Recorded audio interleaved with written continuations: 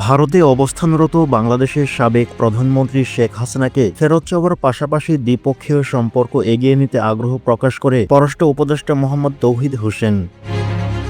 বুধবার ৩১ ডিসেম্বর পররাষ্ট্র মন্ত্রণালয়ের সাংবাদিকদের এক প্রশ্নের জবাবে একথা জানান তিনি বলেন, শেখ হাসিনাকে ফেরানোর জন্য ভারতকে আনুষ্ঠানিক চিঠি দেওয়া হয়, তবে যদি তাকে ফেরত দেওয়া না হয় তাহলে কি ঢাকা দিল্লির সম্পর্ক স্বাভাবিক থাকবে? এমন প্রশ্নের জবাবে উপদেষ্টা বলেন, দুপক্ষের স্বার্থে আরও অনেক ইস্যু আছে, এগুলো নিয়ে আমরা পাশাপাশি কাজ করব।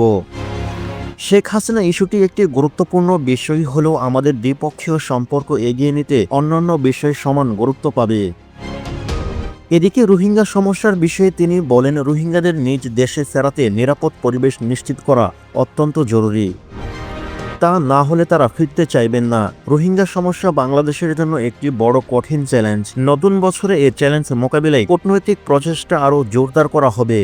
নতুন করে ৬০,০০০ রোহিঙ্গা প্রবেশের বিষয়ে উপদেষ্টা জানিয়েছেন, তাদের ফিঙ্গারপ্রিন্ট নেওয়ার প্রক্রিয়া চলছে।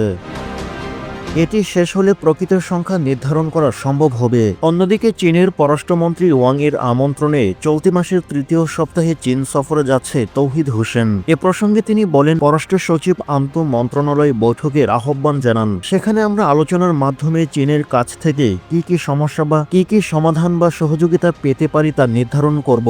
শেখ হাসিনার প্রত্যাবর্তন, রোহিঙ্গা সংকট এবং চীনের সঙ্গে সম্পর্ক উন্নয়ন সহ বিভিন্ন গুরুত্বপূর্ণ বিষয় নিয়ে বাংলাদেশ সরকারের কূটনৈতিক কার্যক্রম অব্যাহত রয়েছে।